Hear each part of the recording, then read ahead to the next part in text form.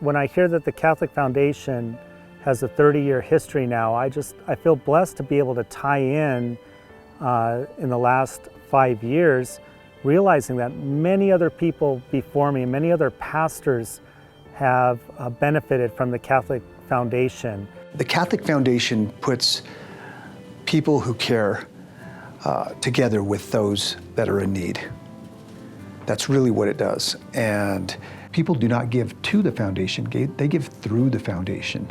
Back in 1991, when the Archdiocese and two of our founders, Michael Kelleher and Ray Zimmer, set up the Catholic Foundation, our governance was set up to be independent, and we were managed by a board of trustees. The Archdiocese itself and the Catholic Foundation of the diocese are separate entities. The money is separate. The money is not going to the Archdiocese. The money is invested with the foundation.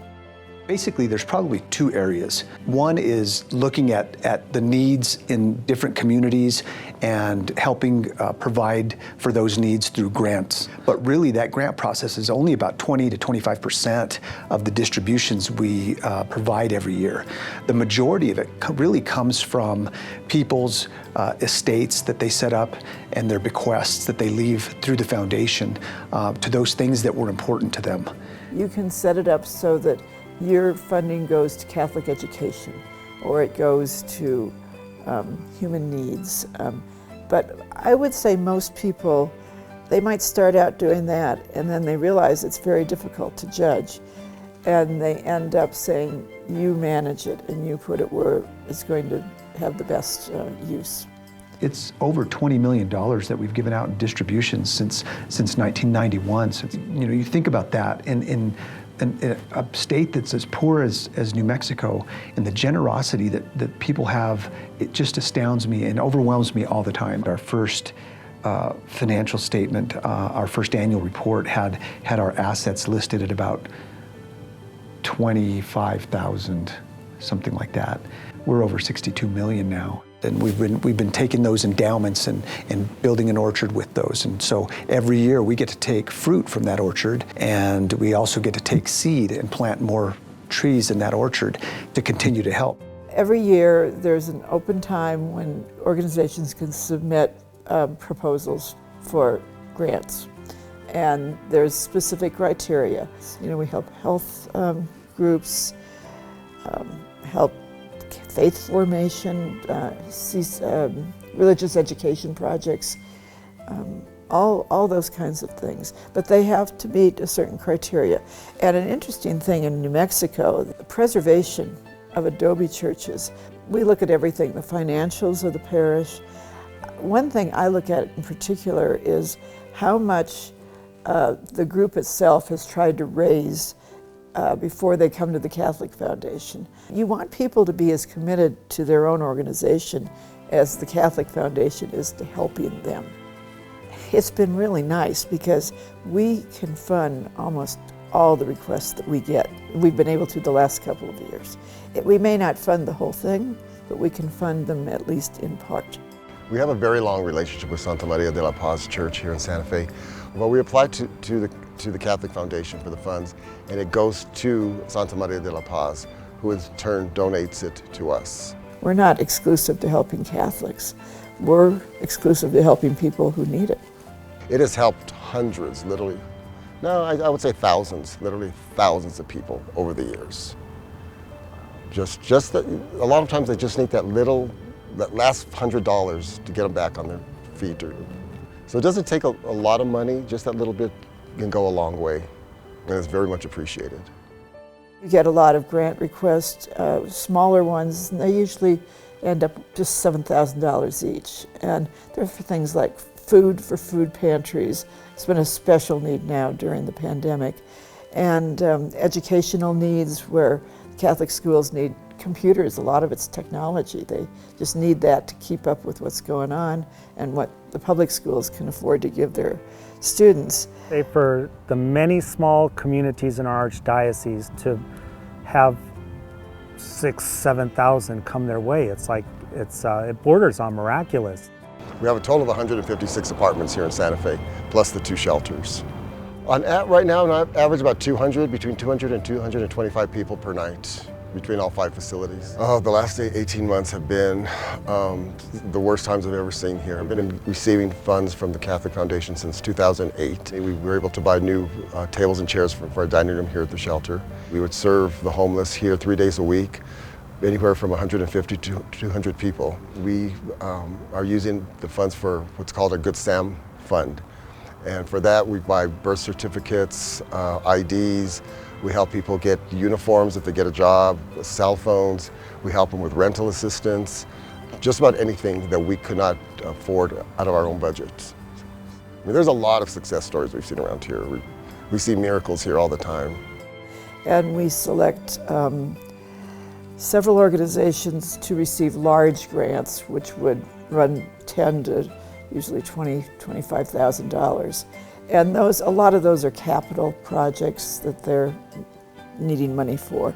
So we basically, I think, have been on a journey of unfolding what God wants for this people here in South Valley. Well, we're blessed with 11 acres, and a lot of it was abandoned for a long time, and we created a meadow. Our water was restored, and when I first came here, our financial situation was, let's say, difficult, and yet there was so much energy and drive and desire from the people to do something. And so I reached out to the Catholic Foundation, and that began a rapport with just an ongoing series of renovations in the parish. We started initially with the renovation of our classroom center and the creation of a conference room, and from there we went to our amphitheater and our park, and they supplied us with tables to entertain and beautiful 4-foot fencing. Last year they gave to us for our sanctuary floor, which was the participation of many individuals in the community, from the donation of stone, donation from the parishioners, but we needed the Catholic Foundation's help. And then this year, having qualified for a larger grant, we're excited to put a roof over our park patio. And so the Catholic Foundation has given us that impulse at the beginning of every big project that we've done here. A number of years ago, we weren't getting grant requests from some of the rural communities. We didn't know why. And we enlisted the help of a seminarian at the time, Father Graham Golden, who was, we asked, go to these communities and find out why they're not submitting grant requests and what's going on. That formed something called our regional council, which we were able to go out into these communities and really help them understand the needs and things that were needed in their communities, and then how to provide for those and possibly how to solve some of those needs. The regional councils actually look at the grants submitted within their area. Father Graham had wisdom way beyond his years, to say nothing of kindness, but he just did it. He didn't ask for accolades. He was embarrassed by that sort of thing. He had a tremendous impact on me as knowing him through the foundation. He brought a spirit to the organization that was wonderful. The Catholic Foundation started a fund, a legacy fund for Father Graham, and we have had thousands of dollars contributed already. Father Graham is a brother of mine, a Norbertine brother. Graham was, in many ways, he was our voice to the world. His contacts and friendships were so broad, so extensive, that in that way and many others we feel his loss. But we did enjoy so much hearing Father Graham's stories as he would go with the Catholic Foundation and visit all the small communities and parishes, and their stories and see their excitement at the possibility of renovation, a possibility that wasn't there before without the Catholic Foundation. And I just think that he's going to continue his work in heaven. A little bit relaxed pace, but his work is going to continue. And I think that tradition of giving and helpfulness and being part of others' lives in a positive way is something that's very important, not just for the church, but for the country. I just want to thank the Catholic Foundation for their many years of service to the people of New Mexico. You've helped thousands of people, and I just want to say thank you and congratulations on your 30th anniversary.